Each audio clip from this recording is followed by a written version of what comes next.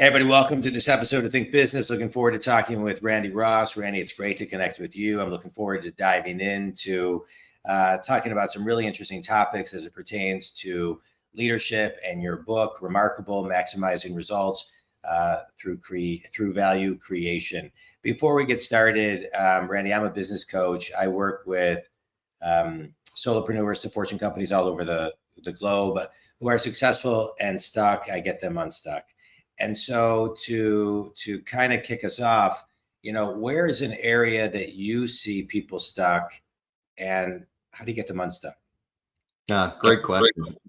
First of all, John, thank you for allowing me to be on your show today. I appreciate the opportunity to spend some time with you and give some information to your listeners. But I think a lot of times people get stuck for various reasons. Either they have limiting beliefs, which you and I know can greatly curtail performance. Fear, anxiety, all of those are things that will set you back. But I also think that sometimes people are focused on the wrong things. They're focused on their own gifts, their own passion, their strengths. But I think the one thing we have to always keep in mind, if we're going to be productive, is we have to solve problems for other people. And so I think that sometimes we get frustrated that we can't express ourselves or bring what we consider the best to the table. But the reality is we have to work backwards. What's the most pressing issue or problem that people are facing? And then how can I leverage my strength, my passion to solve those problems? And so I think sometimes we have to think about life and business differently, about creating a legacy, doing good and giving back in order to get unstuck, get the focus off of ourselves and get it on other people. Yeah, it's so interesting that you talk about legacy because I think sometimes I think a lot of times people think legacy is what they're going to do in 30, 40, 50 years. But really what I'm hearing you say, and I think the same thing, I think that you're saying it is just kind of live your legacy, right? Live it on an ongoing basis and, connect to the bigness of it in a smaller daily way. Well, yeah, because legacy is not a final destination. Correct. Right. I think a lot of people think like that though. They do, no doubt. But legacy is about how do you positively impact other people's lives on a daily basis. Yeah. That's what legacy is. How do you touch people and send them on a different trajectory? Yeah, I love that. So let's talk about your book. I want to do kind of a mini business course on your book, right? So you have this book, Remarkable: Maximizing Results through Value Creation.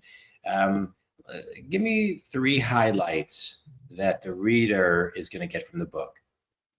Well, we're excited because we wrote the book back in 2014 and it's been very successful in the market, helped a lot of organizations. The 3rd edition is actually about to come out.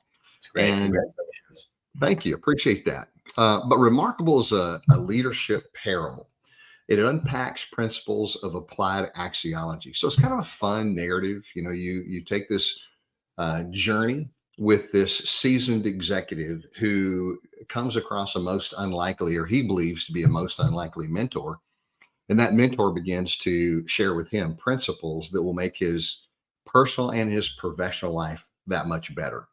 And as we unpack it, they're principles from this field of applied axiology. And for those who may not know much about axiology, it's a strain of philosophy that is all about values, value constructs, and value creation. So it's about aligning your values to accomplish the most in life. And it goes all the way back to Socrates and Plato, but the father of modern axiology is a guy by the name of Dr. Robert Hartman. His work is phenomenal. He passed away in 1970, but his life and legacy lives on powerfully today. And the principles of axiology are about creating movements of good. I mean, at its heart, axiology is an attempt to define and also to measure good, which to me is very fascinating, very intriguing. But it's also, I think, one of the most clear explanations of human motivational behavior. Yeah. Because it posits that whatever you deem to be most valuable or what you believe will bring the most value to yourself and others is what will drive you and that therefore your behavior will come into line with your value construct. And I think that's very true, and it's very common sense. But but the principles themselves are simple yet very profound in how they can elevate life and business. And we unpack those principles in the book. Yeah. Well, that's so let's walk through three. So number one would be what? Some of the maybe like the three key. Yeah, the top three. Okay. The first is what we call the maxim of creativity, which just simply says that we're all designed to create value in life. In other words, we feel good when we do good, and we want to be a part of doing good on a larger level and just something that we can accomplish personally. And the idea just simply goes like this, that people like to do good business with companies that do good. And people enjoy being a part of an endeavor that brings richness to life. And so the idea is the question behind that principle is, do you create more value than you take? Yeah. In every relationship and every endeavor, do you bring more to the table than you take away? And when you can create that kind of a culture in organizational life, then it's fun because everybody bringing more table to the table live on an abundance mentality that believes that if we all bring more to the table than we take away, then at the end of the day, there will be a surplus on the table that then can be shared by everybody who helped to create it. Yeah. Well And said. in an environment like that, those who have a scarcity mentality, in other words, they try to get to the table to get as much off the table for themselves as they can, they become very evident in that they become marginalized within the life of the organization, if not moved out. But when you can create that kind of culture that's relationally rich and inspires people to bring their best to work every day, we know that happy people do better work. And when they do it with people that they enjoy, then performance is elevated. And so that's what we try to do. We try to craft cultures of value creation that believe very much in that first principle. The second principle is, do you leave a positive way? So we call the principle of positivity. In other words, in everything that you do, what kind of an impact do you leave on the lives of others? And unfortunately, there's so many leaders who move so quickly through life, they never slow down long enough to smell their own exhaust. And so Yeah. therefore it's easy to begin to pick up, bad behavior and create a toxic environment that's not conducive to creating a relationally rich environment. And so we talk about how can you become more self-aware and how can you demonstrate more emotional intelligence in your leadership to make certain that you're creating the kind of an environment that's conducive to collaboration and creativity and elevated performance. So that'll be number two. First is creativity, then positivity, and then the third one I think is sustainability. That simply says you need to leverage your passion and your strengths to solve problems. Yeah. And we talked about that earlier, that the key to bringing value to life is to find the biggest problem you can possibly find and solve it. Because the bigger the problem you solve, the more value you create. The more value you create, the more invaluable you become. Yeah. And so those basic principles, but then there's a lot around that has to be unpacked and help people apply. For some, they might consider that to be common sense, but it's not common practice. And so we help them unpack it and apply it to life. Yeah. Let's just kind of dive into that for 1 second. I think a big differentiator that I see in my business, and it sounds like you do in yours too, Randy, is critical thinking, problem solving. And I think that takes, you can't just always wing problem solving. It takes intention, it takes time, it takes thought, it takes I think thinking about nothing, to just kind of to get to that. And so how would you, if you were to look at problem solving, what's one thing people can do to get to be more effective when it comes to problem solving? Oh, well, let me give you a quick run through. I think the first thing you have to do is define. Yeah. Define, design, align, and then refine. First of all, you have to be able to define your values. What is the value proposition of the organization? What is your mission? What are you called to do? But then you also have to define what is the need that you're trying to solve. Who's the customer? Who's the client? What's the burning platform that they have? So you have to define what's the problem, and then how are you going to how do your values align? And what's your proposition? What's your mission? What's your cause? After you define, you have to design. You have to design the structure whereby you're going to be able to provide that solution, meaning that you take an assessment of all your resources. You try to see how those resources fit together like puzzle pieces, and you design your pathway to provide the solution that you have. Then align means you just simply begin to pull together all of those resources in such a way that you get the highest and best of each element that comes to play. I think that's where a lot of organizations miss it, is on the alignment, um, because they don't really take the very best that people have to offer and put it together in a way that's most productive, simply because they don't ask the question, what do you do best, and what do you want to do? And then, of course, you refine after that. You would continually tweak it. If you wait till it's perfect before you launch, you'll never launch. So you launch and then you refine it as you go. But I think that's a good, healthy, quick process that everyone needs to go through when you're trying to figure out, how can I best achieve the results we're looking for? Yeah, no, I like that. So you've written a couple books. I wrote a book. I love that you wrote a parable. I wrote a parable too a couple years ago, and I loved it. I think I like to learn through story. An inspiration for me was The Go-Giver. I love that book. I've actually interviewed Bob a couple times on my show. He's a great guy. He is.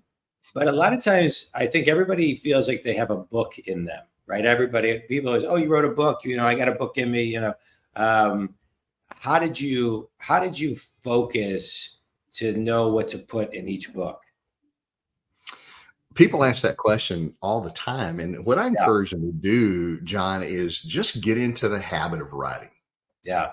Put your thoughts on paper. The biggest challenge, I think, is just putting your thoughts down, because what'll happen is that there'll be this natural evolution if you get into the discipline and the habit of writing, is that some ideas will begin to percolate to the surface, or you'll begin to get feedback. If you're writing a blog, people will say, man, that was really meaningful. You'll be able to see what resonates with your audience. You bring value, whether it's through a post on social media or a blog or podcasting, whatever the case may be, to get your ideas out there. What do people respond to?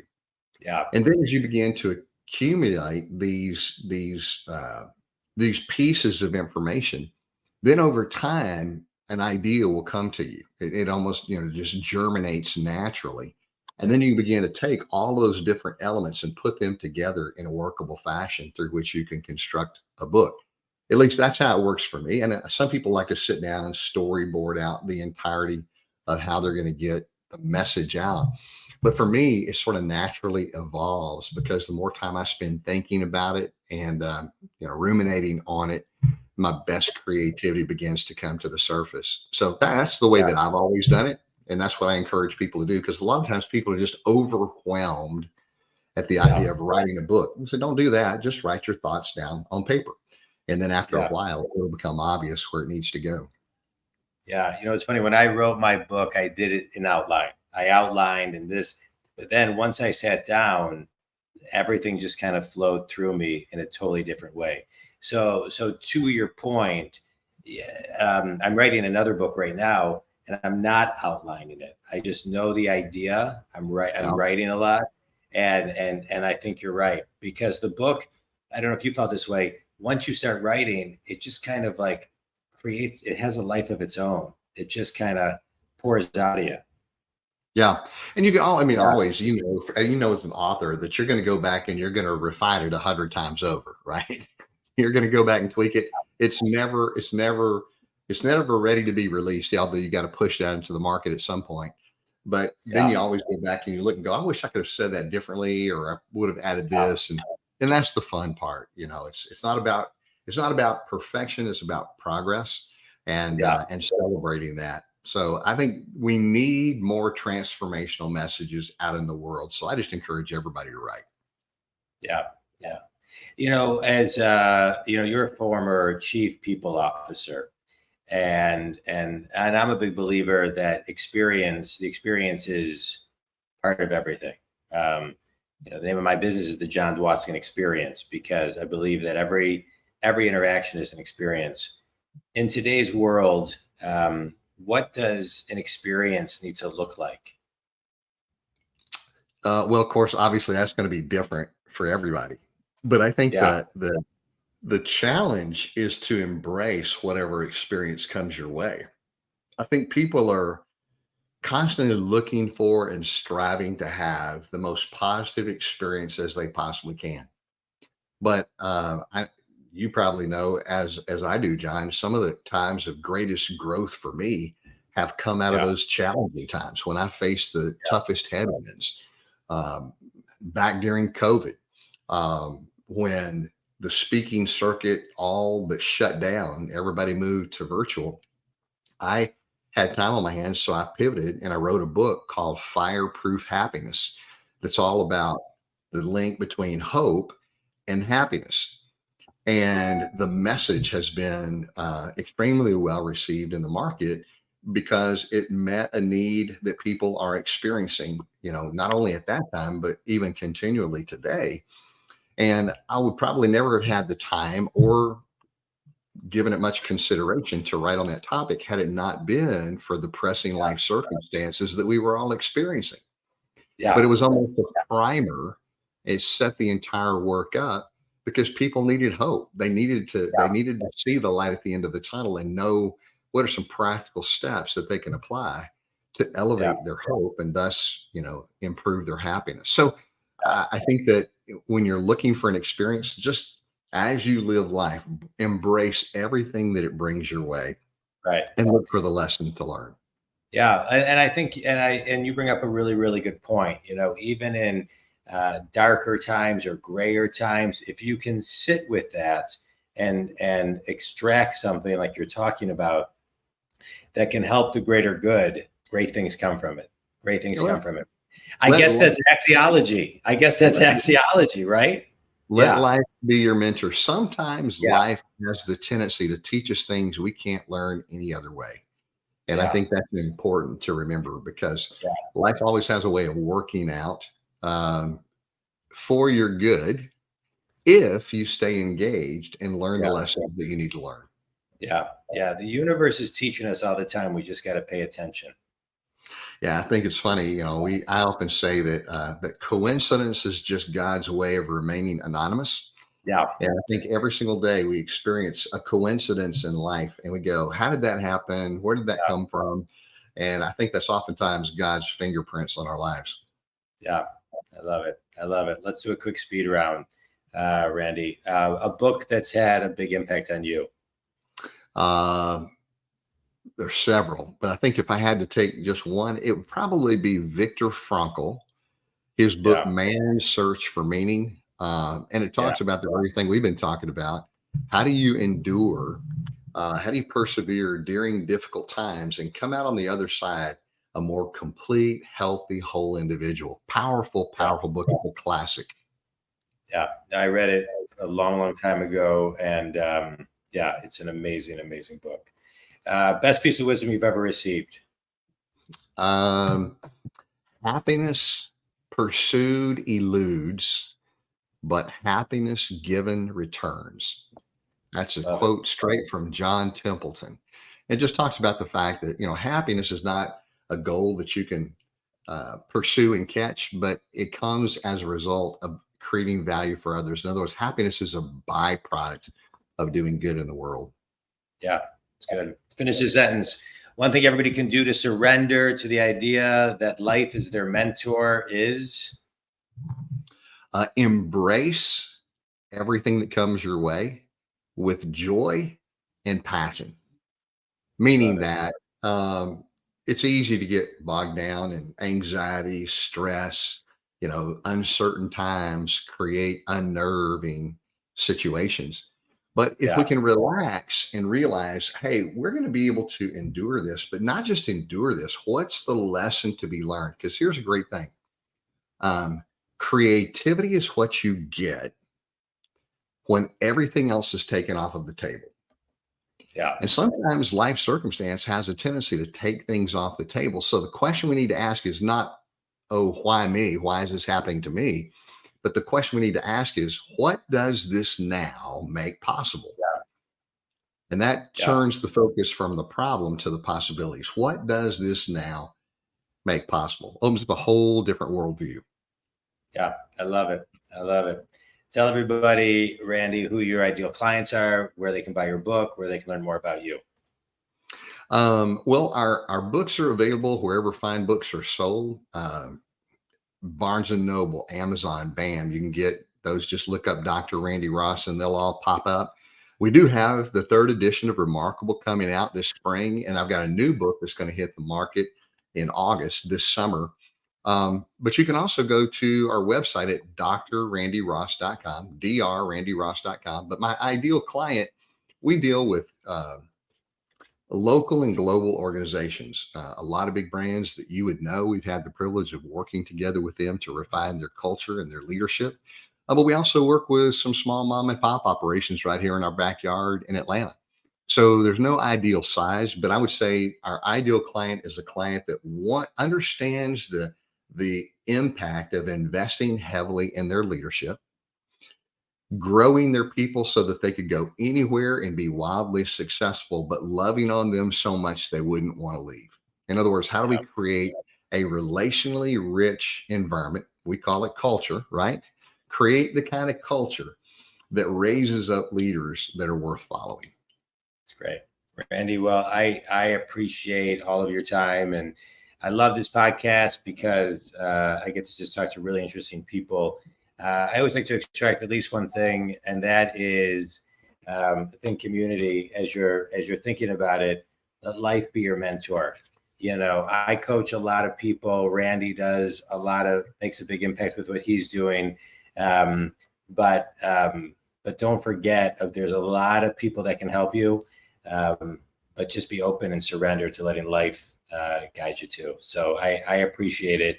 Randy, thanks so much for your time. Think community. You can reach Randy at drrandyross.com. You can reach me at jondwoskin.com. Randy, thanks. This was great. I appreciate your time. A pleasure, John. Thank you for your time as well.